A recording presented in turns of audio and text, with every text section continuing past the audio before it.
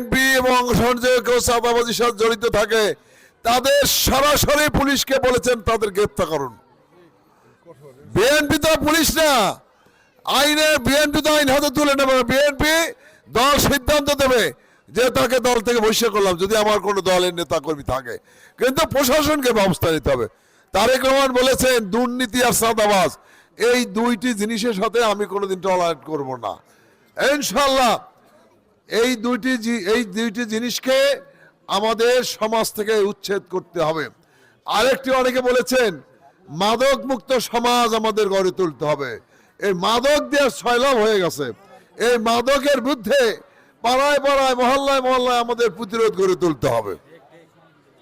প্রিয় বন্ধুরা আমার, আমাদের বগুড়ার তো চাকরি হয়নি এই 16 বছরে।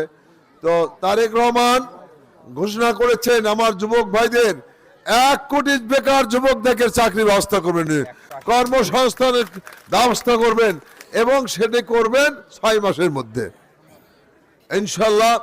আপনার তারেক রহমানকে ভোট দেবেন।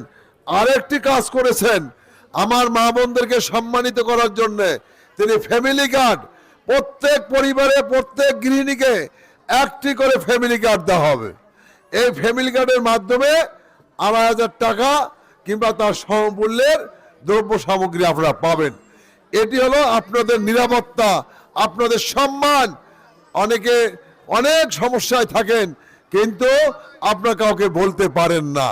সেই জন্য তারেক রহমান বলেছেন প্রত্যেক আমরা গৃহ নেত্রী যিনি আছে কর্ত্রী তাকে আমরা এই একটি কার্ড দেবো, তার নামে সেই টাকাটা পাবে। এই টাকাটা আর কেউ তুলতে হবে না। এমনি কৃষকদের জন্য কৃষি কার্ড করছেন, কৃষকদের জন্য কৃষি কার্ড, এর মাধ্যমে তারা 10টি উপকার পাবেন এই কৃষি কার্ডের মাধ্যমে। যে যাই হোক, আমরা যদি বলতে চাই এই মায়ের কাছে মাসির গল্প আর করতে চাই না, কারণ আপনারাই বলেছেন তারেক রহমান আমাদের সোল। তা নিয়ে এত বেশি অ্যাডভান্স করার বগুড়ায় দরকার নাই, অন্য জায়গায় থাকতে পারে। কি বলেন? আমরা বগুড়ার মানুষ, আমরা ঐক্যবদ্ধ, আমরা ধানের শীষের পক্ষে, আমরা তারেক রহমানের পক্ষে। কি বলেন?